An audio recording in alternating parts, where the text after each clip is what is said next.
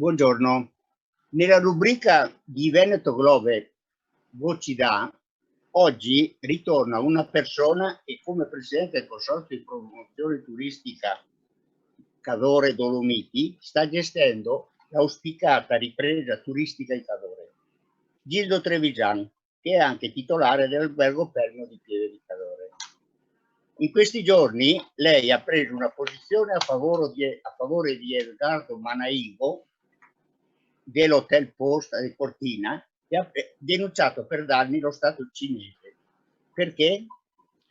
Innanzitutto Gerardo è un amico, lo conosco e so benissimo che la sua azione non è un'azione volta ad ottenere un risarcimento danni personale per quanto può aver perso di fatturato nel mese di marzo o da quando l'emergenza si è instaurata, ma è stato un messaggio che ha voluto lanciare al fine che qualcuno potesse coglierlo. Ricordiamo che non è l'unico che ha sostanzialmente denunciato la Cina al mondo, ci sono stati addirittura stati che lo hanno fatto, quindi la notizia non è una notizia, sì, fa scalpore il fatto che un individuo, un privato cittadino, denunci il colosso cinese. Praticamente Davide contro Golia. Renato Andreoletti di Hotel Domani ha fatto un articolo definendolo tale. Lui ha fatto sicuramente un colpo mediatico forte per la sua azienda, perché ne hanno parlato in tutta Italia e anche oltre confini, e mai è stato anche un atto di coraggio. Quindi questo sicuramente va apprezzato. Diciamo che lui lo ha fatto per interessi suoi, ma anche per gli interessi degli altri, perché chiaramente lui non si trova solo. Io credo che lui abbia fatto non per interessi suoi, ma ha voluto prendere una posizione rispetto a una serie di cose che sono innegabili nei riguardi della Cina, che è un popolo che personalmente stimo e credo che anche lui stimi, soprattutto per i risultati economici che hanno saputo dimostrare in poche decine d'anni, passando da un'economia agricola di povertà in un regime comunista, e camaleonticamente si sono trasformati in un capitalismo, in verità in una dittatura capitalistica che sta percorrendo un lungo cammino verso una democrazia. Quindi non è che con questo il Manaigo abbia voluto prendere una posizione politica o personale. Va detto che i cinesi lo sanno di avere scheletri nell'armadio, è innegabile che questa rincorsa al PIL che la Cina sta facendo, questi numeri di crescita, non dico a 2 cifre, ma vicini alle 2 cifre che avevano poco prima della pandemia, sono ottenuti ad un prezzo piuttosto elevato, sia in termini di sfruttamento delle risorse umane e di democrazia, di diritti umani, ma anche di impatto ambientale che non riguarda solo le metropoli cinesi industriali, ma si ripercuote nell'intero pianeta. Anche con in questo caso non è che lui non ha senz'altro fatto gli interessi di bottega sua, però la stampa italiana non l'ha preso in questo senso, non l'ha accettato. No, ma la stampa italiana non ha assolutamente, io non ho seguito tutto, però quelle poche interviste, o meglio, servizi che ho visto, c'era un po' di stupore, di perplessità che la causa raggiungesse un qualche obiettivo. Io credo che nemmeno Manaigo abbia pensato di poter raggiungere ad un effettivo risarcimento. È il sollevare a un'opinione pubblica uno stato di cose, come ripeto, che credo anche i cinesi sappiano benissimo. Il loro cammino verso un'economia sostenibile e quant'altro è un cammino che indubbiamente hanno intrapreso, ma che è ancora lontano dai nostri parametri. E se non si trasformerà da una dittatura capitalistica ad una democrazia capitalistica, per noi sarà impossibile competere con loro, perché hanno ritmi di lavoro commisurati e stipendi che rendono la loro produzione, il loro prodotto, un prodotto che non è noi non possiamo competere, però ci sono dei risvolti in questa rincorsa che possono portare a seri problemi, quali, esempio, questa epidemia che si è sviluppata in Cina. Non è la prima che parte dalla Cina, quindi insomma qualche problemino interno ce l'hanno, dovranno correggere. Certamente, certamente. Ecco, qui si apre un argomento che è strettamente legato al turismo. Legato Al turismo, strettamente sì. legato al turismo. Molti studiosi di marketing pensano che gli eventi italiani legati al turismo sono troppo sotto i riflettori nel resto del mondo. Non è così. Cioè l'epidemia ha avuto un peso sui media molto più alto di quello che hanno avuto negli altri stati. Perché questo succede? Ma guarda, tu sai che mi sono occupato di informazione per molti anni e conosco un po' il mondo dei mass media, no?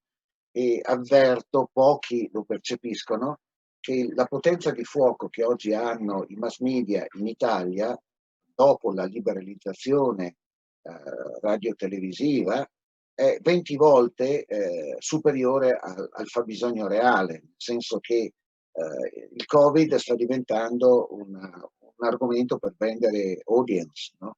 Quindi se da un lato ben venga i mass media per dare informazione in termini di protocolli comportamentali e quant'altro, diventa anche una gran cassa di risonanza che da 3 mesi, 2 mesi sta continuando ripetendo le stesse cose, facendo anche delle classifiche per certi versi inutili e ridondanti. Questo comportamento sicuramente non si è ripercosso nelle attenzioni dei media internazionali. L'Italia è come una bella donna e quando una bella donna fa qualcosa subito attira l'attenzione di tutti gli altri. Paesi di peso minore sicuramente sono molto meno sotto i riflettori. L'Italia è una grande nazione, ha un prestigio internazionale e dico, come ho detto in una precedente intervista con voi, a mio avviso si è comportato a maniera rispetto all'emergenza, nel senso che nei tempi anche l'Italia ci ha messo un po' per reagire, ma questo è naturale, come forse anche la Cina, non sta a me indagare, no? L'Italia ha reagito, insomma. Ecco. Adesso si sta presentando un problema che è simile a quello della quarta Venezia, che la gente, specialmente chi proviene dall'estero, non vuole più venire in Italia perché pensa di venire a morire, perché le morti sono state troppo alte nei confronti degli altri paesi. Tra l'altro, da quanto mi risulta, nello stesso Consiglio europeo a Bruxelles si sta ragionando di creare un corridoio parallelo all'Italia per andare in Croazia. Perché questo succede? Io credo dare una risposta qui non è facile. Io credo che l'eccesso di sincerità certe volte produca nel breve risultati peggiori che non dico nascondere la verità, ma non esasperarla, ecco. Esasperando la verità sicuramente abbiamo raggiunto, ma vedi, noi viviamo nell'epoca dell'informazione, è come negli anni di piombo, no? Negli anni di piombo tutto era dall'esterno della nostra nazione, si inquadrava, l'Italia era inquadrata all'interno dell'obiettivo di una telecamera che riprendeva una scena, che era un'esplosione, che era un omicidio di massa, che era un attentato, no? Nella percezione di chi guarda la televisione all'estero, vedono l'Italia, come se l'Italia fosse un campo di battaglia, no? Oggi vedono l'Italia come se fosse un campo di battaglia contro un coronavirus che è stato particolarmente violento in alcune parti dell'Italia, in altre parti per niente, no? Se noi prendiamo il sud Italia, che a mio avviso quest'estate avrà dei risultati turistici per quanto riguarda il turismo balneare notevoli, notevoli perché? Perché hanno certi plus in questo momento che il nord non ha, ad esempio la non massificazione delle loro spiagge minimamente paragonabili al litorale adriatico dove c'era una calca che oggi viene percepita come segnale di pericolo. Quindi credo Noi sia questo. abbiamo, pochi giorni fa, noi abbiamo intervistato una persona che ha trovato il sistema, avrebbe trovato il sistema per sanificare tutti gli ombrelloni. No, c'è un sistema, l'abbiamo presentato qua nella nostra trasmissione, però di questo, pur avendo lanciato vari messaggi, nessuno lo recepisce, nessuno ne parla, parlano di un sacco di programmi, ma non di questo. Guarda, io non metto in dubbio che questo signore sia un genio. L'Italia è sempre stata una nazione di inventori, no? L'italiano è creativo, quindi l'italiano arriva dove nazioni con apparati industriali e centri di ricerca non ci arrivano. Noi abbiamo dei personaggi che senza nessun supporto dello Stato, senza nessun supporto economico-industriale, arriva a delle intuizioni a risolvere i problemi. Questo è il genio dell'Italia, questa è la capacità che ci deriva da una cultura, da una storia, che riesce a produrre questo. Complimenti a questo signore, ma non credo che il problema di un ombrellone che igienizza l'ombrellone o i dintorni, non lo so, sia quella cosa che fa ritornare il turismo nel giro di 2 mesi. Ecco. E il discorso delle Olimpiadi può essere compromesso da questo tipo di discorsi, di queste vicende dell'epidemia? No, tu parlavi forse dei mondiali più che delle Olimpiadi, perché le Olimpiadi sono fra 6 anni. Fra 6 anni mi auguro che tutto sia finito, anzi che tutto sia dimenticato, se no sarebbe grave per tutti. Direi che per i mondiali sono a confine di alcune date che il governo italiano ha dato come data limite di un eventuale, però sono tutte date buttate là, perché non si sa nulla di quello che ci sarà domani, perché la pandemia potrebbe sgonfiarsi e scomparire nel giro di qualche settimana con l'arrivo del caldo, come potrebbe inasprirsi nei mesi autunnali, diminuire d'entità, e quindi il comportamento dei consumatori, dei clienti,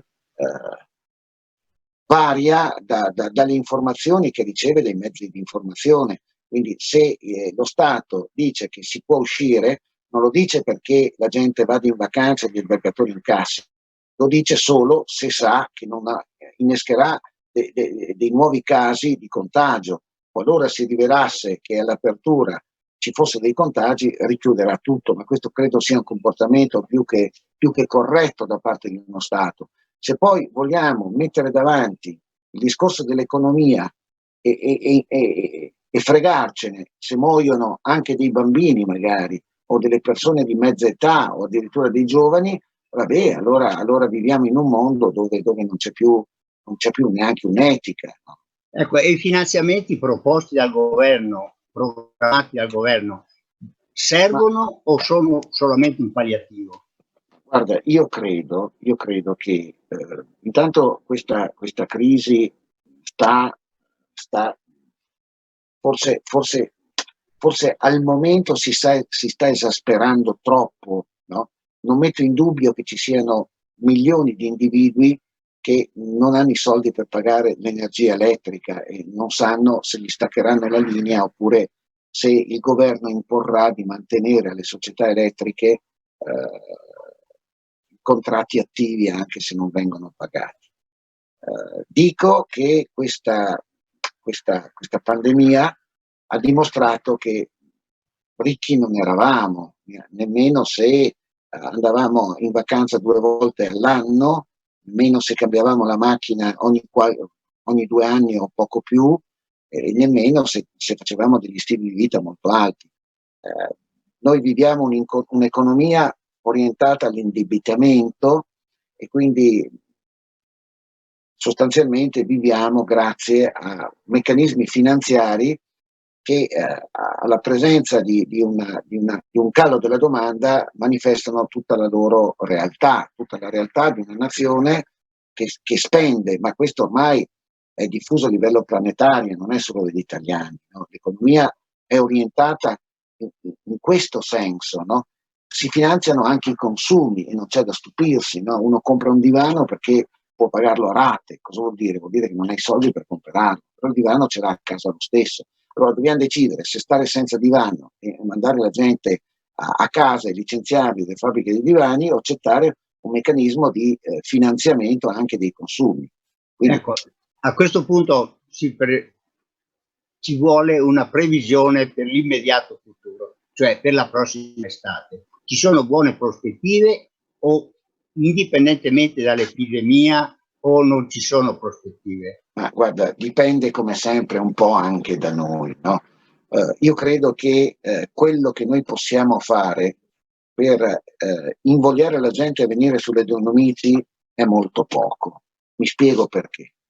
Che noi si faccia, che noi non si faccia, i risultati sono quasi gli stessi. Nel senso che c'è una percezione, no, sulla destinazione che ormai è radicata nel consumatore. Il turista, il vacanziero, quando deciderà, perché gli dicono che lo può fare, di andare in vacanza, nel suo cervello ha già un'immagine definita di dove può andare e di dove non deve andare, perché secondo lui rischia, no? Il mare è preoccupatissimo proprio perché l'amico Manaigo lo definisce su 2 dimensioni, la montagna è su 3 dimensioni, è che le nostre 2 dimensioni hanno territori molto sconfinati, ma ne hanno anche uno in verticale. Nel mare invece l'orizzonte su cui si consuma la vacanza sono qualche centinaio di metri e quindi tutti si accalcano sullo stesso posto. Ecco, io direi che possiamo salutarci qui ringraziando Gildo Trevisan per il suo intervento, che senz'altro avrà chiarito molti dubbi alle persone che ci ascoltano e che ci ascolteranno. Ecco, la montagna sicuramente sarà in pole position nella ripartenza di un turismo interno. Ecco. Favoriti ancora una volta, speriamo. Noi siamo, e soprattutto l'extra alberghiero, perché la gente passa da casa sua, dove può chiudersi dentro, a una casa sua in montagna, in affitto. Gli alberghi dovranno adottare politiche rassicuranti, ecco, qui dobbiamo comunicare. Grazie Gildo, grazie a voi gentili ascoltatori e al prossimo incontro, che dovrebbe essere domani ancora, con il signor Pietro Carrara per parlare di commercio a chilometri zero. Grazie e buona giornata. Grazie a voi.